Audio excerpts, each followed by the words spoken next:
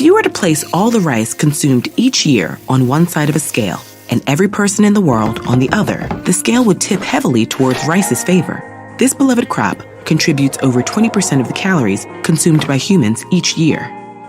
Korean bibimbap, Nigerian jollof, Indian biryani, Spanish paella, and countless other culinary masterpieces all begin with rice. So how did this humble grain end up in so many cuisines? The roots of rice go back thousands of years to when early farmers in Asia, Africa, and South America each independently domesticated the crop. First came Asian rice, which many plant geneticists believe originated in what's now China. Over 10,000 years ago, nomadic hunters in the region began gathering and eating seeds from a weedy grass. Then, around 9,000 years ago, they started planting these seeds, prompting nomadic hunters to settle into farming communities. With each harvest, growers selected and replanted seeds from the rice plants that pleased them most, like those with bigger and more plentiful grains or aromatic flavors. Over millennia, thousands of varieties of Asian rice emerged. A relative of the same weedy grass was also domesticated in Africa around 3,000 years ago.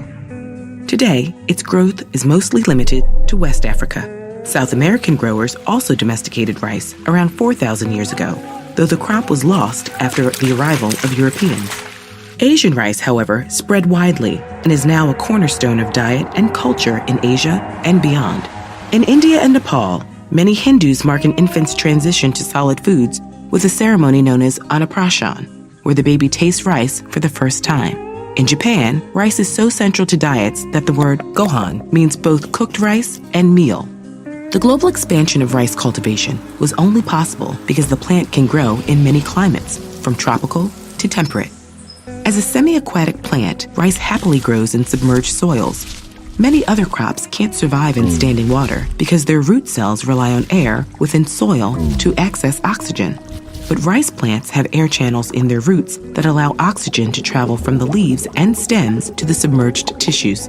Traditionally, growers plant rice in paddy fields, flat land, submerged under as much as 10 centimeters of water throughout the growing season. This practice returns high yields since many competing weeds can't hack it in the aquatic environment. But the technique is also water-intensive. Rice covers 11% of global cropland, but uses over a third of the world's irrigation water. This form of rice production also pumps out a surprising amount of greenhouse gas emissions.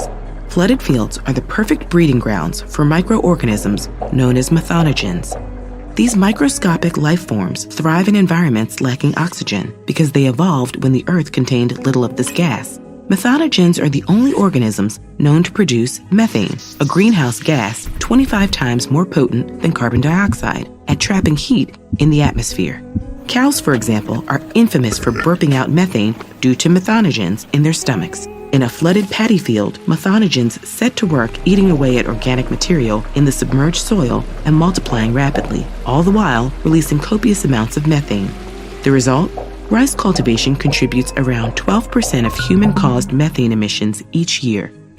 But there's good news. Rice doesn't actually need to grow in continuously flooded paddies. Researchers and growers are exploring water management strategies that can cut the methane while keeping the yield. One promising technique is known as alternate wetting and drying. Growers periodically let the water level drop, which keeps methonogen growth in check. Alternate wetting and drying can cut water use by 30% and methane emissions by 30 to 70% without impacting yield.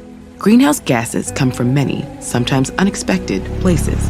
Making rice growing more sustainable is just one of the many challenges we'll need to face to avoid catastrophic warming. Today, many rice growers still flood fields all season long. Changing millennia-old practices requires a major mindset shift. But going against the grain could be just what we need to keep our planet healthy and our bowls full.